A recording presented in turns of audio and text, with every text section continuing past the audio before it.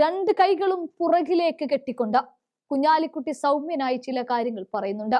പക്ഷേ സൗമ്യതയോടെയാണ്, ശബ്ദം താഴ്ത്തിയിട്ടാണ് പറയുന്നത് എങ്കിലും ഏറെ ഗൗരവമുള്ള കാര്യങ്ങളാണ്. ചിലപ്പോഴൊക്കെ കൃത്യമായി കൊള്ളേണ്ടവർക്ക് കൊള്ളുന്നുണ്ട് ആ കാര്യങ്ങൾ. അവയിലേക്ക് ഒന്ന് കണ്ണോടിക്കാം. സർ, ഇവിടെ ഒരു കാര്യം പറഞ്ഞത് ശരിയാണ്. അവസാനത്തെ പ്രസംഗത്തിൽ വരെ കുഴപ്പമൊന്നും കൂടാതെ ഈ ഗവൺമെൻറ് മുന്നോട്ട് പോകുന്നുണ്ട്. സർ, മുന്നോട്ട് പോകുന്നുണ്ട്.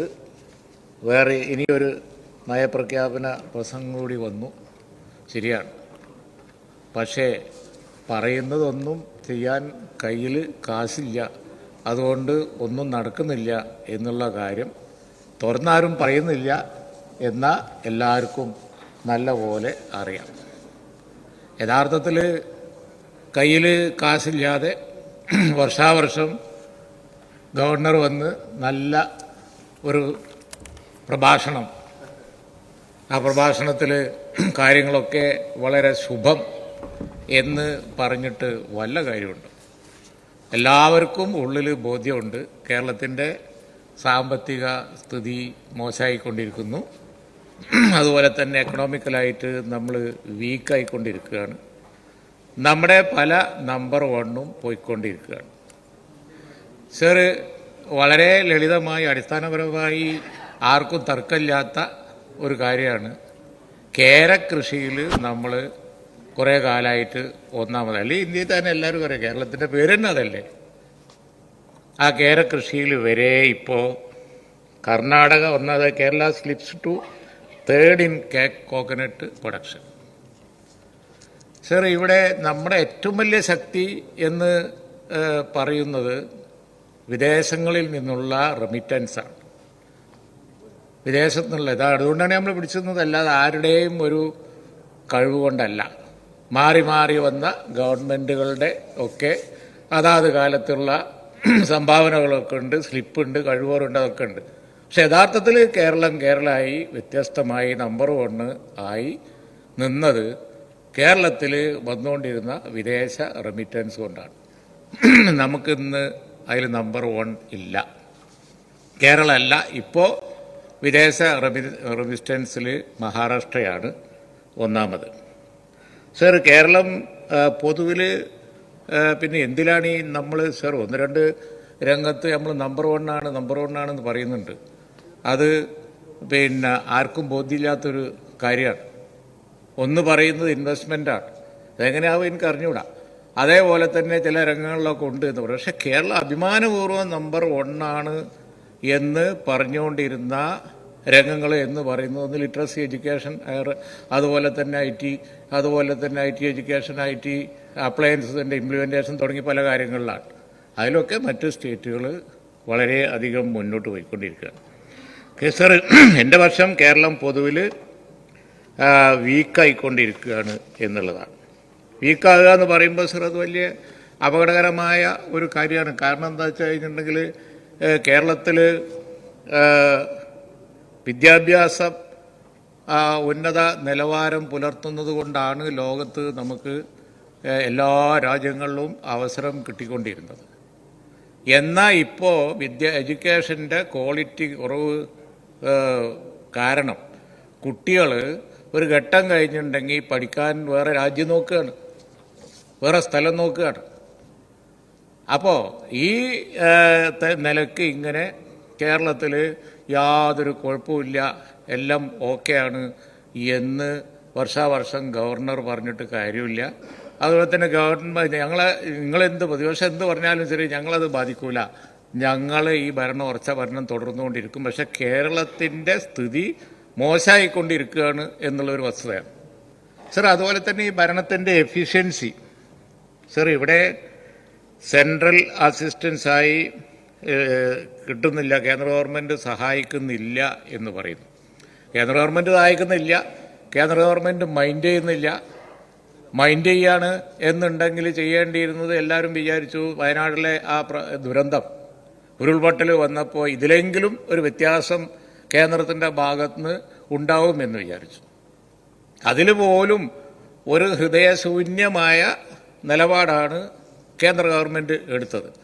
എല്ലാവരും ഉറച്ച് വിശ്വസിച്ചു. പ്രൈം മിനിസ്റ്റർക്ക് നേരെ വന്ന് നോക്കുന്നതും ചിരിക്കുന്നതും ഫോട്ടോ എടുക്കുന്നതും ബാക്കിയുള്ളതൊക്കെ ഉണ്ട്. അപ്പോൾ അതിൽ പോലും ഇല്ല. കേന്ദ്രം സഹായിക്കൂല, കേന്ദ്രം പ്രത്യേക സഹായങ്ങളൊന്നും കിട്ടൂല എന്നുള്ളത് ഉറപ്പേന്. അപ്പം എന്നാൽ അതിനനുസരിച്ച് നമ്മൾ കേന്ദ്രത്തിൻ്റെ സ്വാഭാവികമായി നമുക്ക് കിട്ടുന്ന അസിസ്റ്റൻസുകൾ നേടിയെടുക്കാൻ കേന്ദ്രത്തിന് കഴിയണ്ടേ?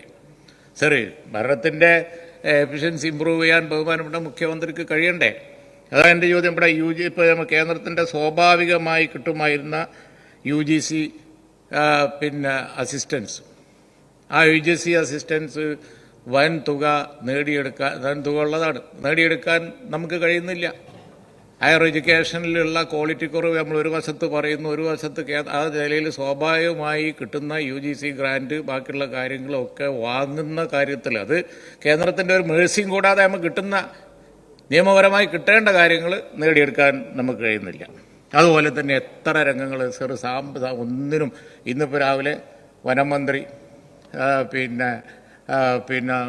ഇവിടെ ആന വീണ കാര്യം പറഞ്ഞല്ലോ. അവിടെ ഈ മൃഗങ്ങൾ ഇങ്ങോട്ട് വരാതിരിക്കാനുള്ള ഒരു കാര്യമായി ശാസ്ത്രീയമായി കണ്ടുപിടിച്ച ഒരു വിഷയം എന്ന് പറയുന്നത് വൈദ്യുതി വേലി ഇടുക എന്നുള്ളത് തന്നെയാണ്. സത്യത്തിൽ അതിന് കാശില്ലാത്തത് കൊണ്ടാണ് വേലി കെട്ടാൻ കഴിയാത്തത്. അതുകൊണ്ടാണ് ഇന്ന് പൂർണ്ണാട്ടിരി ആന വീണത്, അതുകൊണ്ടാണ് എന്നുള്ളത് ഡിപ്പാർട്ട്മെൻറ്റ് ചോദിച്ചാൽ മനസ്സിലാവും. അവിടെ എത്രയോ കാലമായി ഉള്ള ആവശ്യമായിരുന്നു വൈദ്യുതി വേലി കെട്ടുക എന്നുള്ളത്, അതില്ല. അപ്പോൾ അതുകൊണ്ട് അത് മാത്രമാണ് കാരണം എന്ന് ഞാൻ പറയുന്നില്ല. പക്ഷെ കാശില്ലാത്തതുകൊണ്ട് വേണ്ട മാതിരി ഇത് ചെയ്യാൻ ഗവൺമെൻറ്റിന് സാധിക്കുന്നില്ല. അതുപോലെ കാശില്ലാത്ത നിലയിൽ പ്രവർത്തനം മോശമായി പോയ ഏതെല്ലാം രംഗങ്ങളുണ്ട് സർ. ആരോഗ്യം നമ്പർ വണ്ണാണ്. നമ്മളൊക്കെ മന്ത്രിമാരായിരുന്ന കാലത്ത് ലോകം മുഴുവൻ പോയി പറഞ്ഞത് തന്നെയാണ്. വിദ്യാഭ്യാസത്തിൽ കേരളം ഒന്നാമത്, ആരോഗ്യത്തിൽ ഒന്നാമത്, ആയുർദൈർഘ്യത്തിൽ ഒന്നാമത്. സർ, ഇതൊക്കെ പഴങ്കഥകളായി മാറിക്കൊണ്ടിരിക്കുകയാണ്. ആരോഗ്യ രംഗത്ത് ഇപ്പോൾ മെഡിക്കൽ കോളേജ്, കോഴിക്കോട് മെഡിക്കൽ കോളേജിൽ ഒന്നിനും കാശില്ലാതെ കിടന്ന് ബുദ്ധിമുട്ടുന്ന കാര്യം അവിടെ ഏതെങ്കിലും ഒരു മന്ത്രിയുടെ കുറ്റമല്ല, അല്ലെങ്കിൽ ഫൈനാൻസ് മിനിസ്റ്ററുടെ കുറ്റമല്ല, ബാക്കിയുള്ള ഒന്നുമല്ല. പക്ഷേ സർ, മൊത്തത്തിൽ ഭരണത്തിൻ്റെ എഫിഷ്യൻസി എന്ന് പറയുന്നത് ദീർഘകാലം തുടർന്നു എന്നല്ലാതെ, എന്നാൽ പിന്നെ ഈ വളരെ അധികം ശ്രദ്ധിക്കേണ്ട കാര്യമാണ് മരുന്ന് ക്ഷാമം ഇല്ലാതാകുക. അപ്പോൾ മെഡിക്കൽ കോളേജിൽ മരുന്നില്ല, അതുപോലെ തന്നെ പല ആശുപത്രികളിലും ഇല്ല. മാത്രമല്ല ഇപ്പോൾ ജീവനക്കാരുടെ ഇൻഷുറൻസ് അത് വേണ്ട മാതിരി പോണില്ല. അതേപോലെ തന്നെ പല ആരോഗ്യരംഗത്ത് പണ്ടുണ്ടായിരുന്ന പല പദ്ധതികളും ഇപ്പോൾ ഇല്ല. പ്രൈവറ്റ് ആശുപത്രി ചെന്ന് കഴിഞ്ഞിട്ടുണ്ടെങ്കിൽ ഇതൊന്നും എടുക്കൂല. അങ്ങനെ ആരോഗ്യരംഗത്ത് നമുക്ക് ഉണ്ടായിരുന്ന പൊസിഷൻ വീക്കായിക്കൊണ്ടിരിക്കുകയാണ്.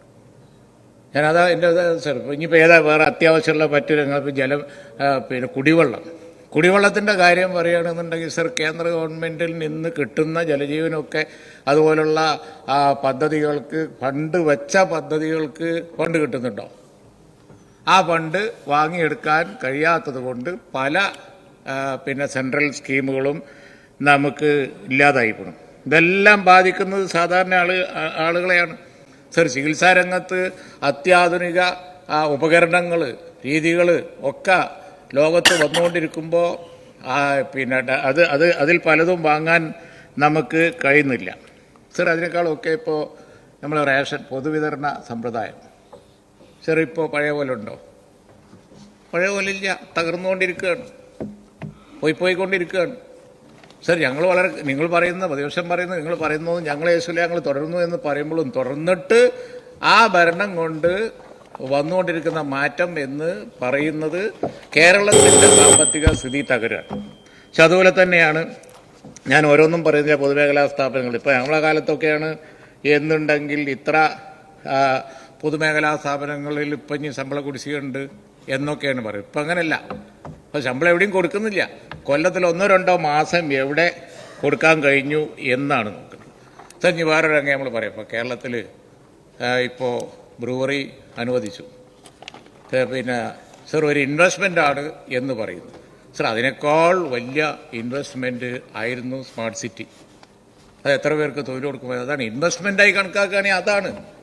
ഈ ഒരു ഇൻവെസ്റ്റ്മെന്റ് ഇത്ര വലിയ അത്യാവശ്യം നമുക്കുണ്ടോ? അതിനേക്കാൾ പ്രയോറിറ്റി ആയിട്ടുള്ള ഇൻവെസ്റ്റ്മെന്റും ബാക്കിയുള്ള കാര്യങ്ങളും ഒക്കെ നമുക്ക് നഷ്ടപ്പെട്ടുകൊണ്ടിരിക്കും. ഇൻവെസ്റ്റ്മെന്റ് എന്നുള്ളതിൽ അതിനെ കേരളം ലഹരിയുടെ ഒരു വലിയ സെന്ററായി മാറിക്കൊണ്ടിരിക്കുക.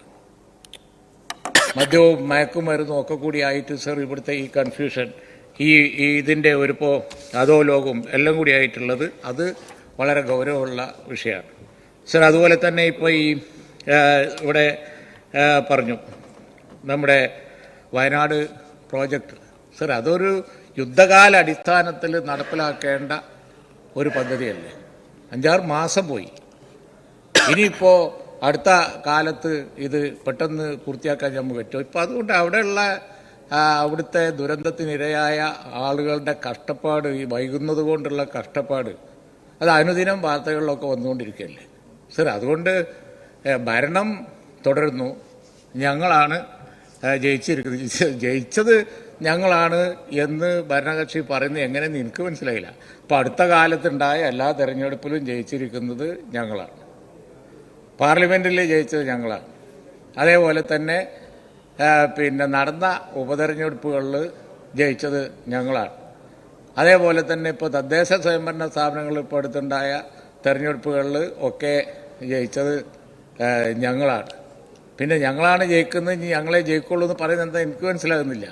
പിന്നെ സർ, ഞാൻ ഇപ്പോൾ പൊതുവിൽ രാഷ്ട്രീയ ലൈൻ എടുക്കുമ്പോൾ ഞങ്ങളെ ഇപ്പോൾ ലീഗിനെ വളരെ കാര്യമായിട്ട് നിങ്ങൾ വിമർശിക്കുന്നുണ്ട്, ബഹുമാനപ്പെട്ട മുഖ്യമന്ത്രിയും വിമർശിക്കാറുണ്ട് സർ. ഇവിടെ വിമർശിക്കുന്നതിന് വിരോധമില്ല, ആരോഗ്യകരമായ വിമർശനം നല്ലതാണ്. പക്ഷേ പാർലമെൻറ്റ് തെരഞ്ഞെടുപ്പിൻ്റെ മുമ്പ് ഞങ്ങളെ വിമർശിക്കാൻ വേണ്ടി ഉപയോഗിച്ചത് ന്യൂനപക്ഷങ്ങളുടെ കാര്യം വേണ്ട മാതിരി നോക്കുന്നില്ല. അതുകൊണ്ട് ഇടതുപക്ഷം വന്നാലേ ഇവിടെ ന്യൂനപക്ഷങ്ങൾക്ക് രക്ഷയുള്ളൂ, അല്ലെങ്കിൽ ന്യൂനപക്ഷങ്ങൾ 2ാം ക്ലാസ് പൗരന്മാരാവുന്നതാണ്. അത് മാറ്റി പാർലമെൻറ്റ് കഴിഞ്ഞപ്പോൾ തന്നെ ഇപ്പോൾ പറയുന്നത് ഇവിടെ ന്യൂനപക്ഷ വർഗീയതയാണ് ഏറ്റവും വലിയ പ്രോബ്ലം എന്നാണ് സർ. ഇങ്ങനെ സംഗതി ഇത്ര കുറഞ്ഞ സമയം കൊണ്ട് മാറ്റി പറയുന്നത് ഒന്ന് ന്യൂനപക്ഷ വർഗീയത, ഒന്ന് ഭൂരിപക്ഷ വർഗീയത. ഞങ്ങൾ എല്ലാ കാലത്തും ഒരേ ലൈൻ എടുക്കുക, ഞങ്ങൾ മാറ്റി പറയാറില്ല. ഞങ്ങൾ ഒരു കാലത്തും മാറ്റൂല സർ. ഇപ്പോൾ മുനമ്പം വിഷയം ഞങ്ങൾ ഉറച്ചൊരു സ്റ്റാൻഡ് എടുത്തിരിക്കുകയാണ്. ആ വിഷയത്തിന് പരിഹാരം ഉണ്ടാവണം, രമ്യമായ പരിഹാരം ഉണ്ടാവണം. അത് വെച്ച് താമസിപ്പിക്കരുത്. ഇതാണ് ഞങ്ങളെ ലൈന്. അതേപോലെ തന്നെ എല്ലാ കാലത്തും എത്ര നിങ്ങൾ ഭൂരിപക്ഷ വർഗീയതയാണ് ഏറ്റവും വലിയ ഭീഷണി എന്ന് പറഞ്ഞ കാലം ഉണ്ടായിരുന്നു, ന്യൂനപക്ഷ വർഗീയതയാണ് എന്ന് ഇപ്പോൾ പറയുന്ന കാലമുണ്ട്. ഈ കാലത്തൊക്കെ ഞങ്ങൾ മതേതരത്വ കാഴ്ചപ്പാടിൽ നിന്നോ അതിൻ്റെ ലൈനിൽ നിന്നോ ഒരൊറ്റ ഇത് തെറ്റാൻ ഞങ്ങൾ തയ്യാറായിട്ടില്ല സർ. ഇപ്പോൾ ഞാൻ കൺക്ലൂഡ് ചെയ്യാണ് സർ. ഇപ്പോൾ നമ്മുടെ എന്താ പറയുക, ജമാഅത്തെ ഇസ്ലാമിനെയൊക്കെ ചൂണ്ടിക്കാണിച്ചിട്ടാണ് ഞങ്ങളെ വിമർശിക്കുന്നത്. കുഴപ്പമില്ല, പക്ഷേ ഈ തോളിലേറ്റി നടന്നതും ഭവാൻ തണ്ടിലേറ്റുന്നതും ഭവാൻ എന്ന് പറഞ്ഞതുപോലെ ഇതൊക്കെ ഞങ്ങളൊരു കാലത്ത് കയറ്റിയിട്ടില്ല. എല്ലാ കാലത്തും ചുമക്കുകയും താഴെ ഇടുന്നതും ഒക്കെ നിങ്ങളാണ്. എന്നിട്ട് പിന്നെ തിരിഞ്ഞു നിന്ന് ഞങ്ങളെ പറയാണ് എന്നുള്ളതാണ് വസ്തുത. ഞങ്ങൾ മതേതര പാതയിൽ നിന്ന് 1/2 ഇഞ്ച് വ്യതിചലിക്കുന്ന ഒരു വിഷയം ഒരു കാലത്തും ഉണ്ടായിട്ടില്ല എന്ന് പറയാൻ ഞാൻ ഈ വേദിയിൽ